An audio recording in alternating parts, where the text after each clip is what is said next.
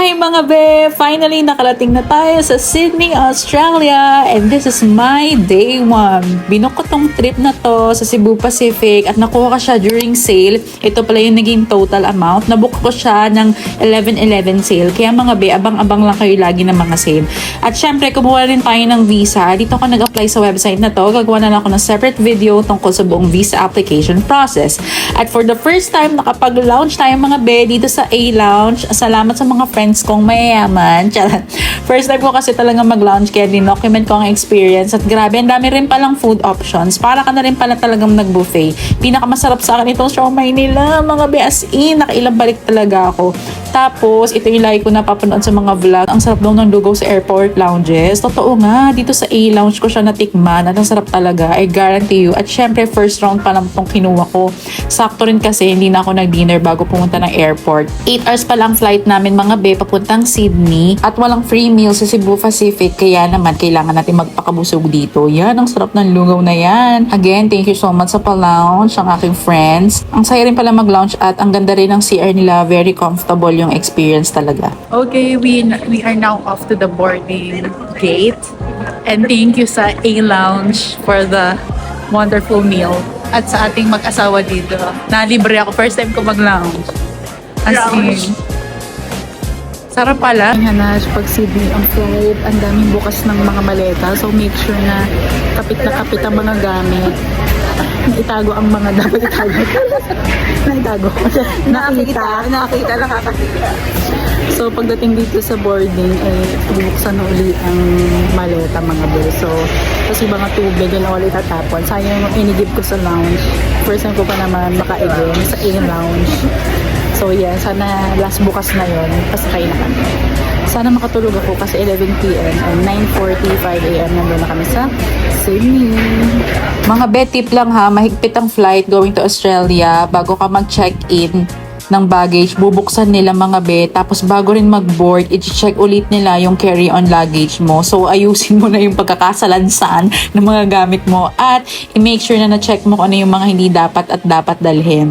And bibigyan rin pala kayo nitong passenger card para i-declare nyo yung mga dala nyo. So research is the key. So dahil 8 hours nga ang biyahe mga be, pagising ko umaga na, so nakatulog naman ako and comfortable naman. At kinikilig na ako nito mga be. Sisilip ko na ang Sydney. Ang tagal ko tong pinag-ipunan at pinagplanuhan. And finally, we're here. Ayan ang una-unang makikita, yung SYD. Touchdown Sydney, Australia na talaga mga be. And pagdating namin sa airport, nagkahiwalay na kami ng mga friends ko dahil mag-rent sila ng car. Ako naman ay magte-train papuntang city gamit ng airport link. Diretso na ako sa Central Station. Ang dali lang pala, hindi ka nalalabas actually ng airport. Nasa arrival area na siya. At doon ka sasakay ng airport link train.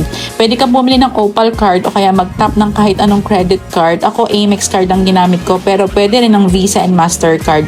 Ito yung fare from the airport papunta sa Central Station. Grabe, dito pa lang sa train station kinikilig na ako. Ang ganda talaga ng public transportation nila, no? Kailan kaya sa Pilipinas mas nagkakaroon ng ganito? Yung pagbaba mo ng airport, may train ka ng masasakyan going to the city. Ang convenient lang talaga. Oh, 2 floors pa yung train nila. Ang bilis nga kasi parang 15 to 20 minutes lang yung biyahe going to Central Station. Sa-exit ko naman Central Station. Ang lamig. Walking to the hotel. I travel pala ng July mga pe at ang lamig, winter sa kanila. So dito pala ako nagsistay sa YHA Sydney Central. Isa sa hostel mga be. Gagawa na lang din ako ng full video yan. Pero nabook ko yan via Agoda. PM pa yung check-in pero imimita natin si Ate Julie. So, may locker naman dito sa YHA. Yun, iwan muna natin yung gamit natin.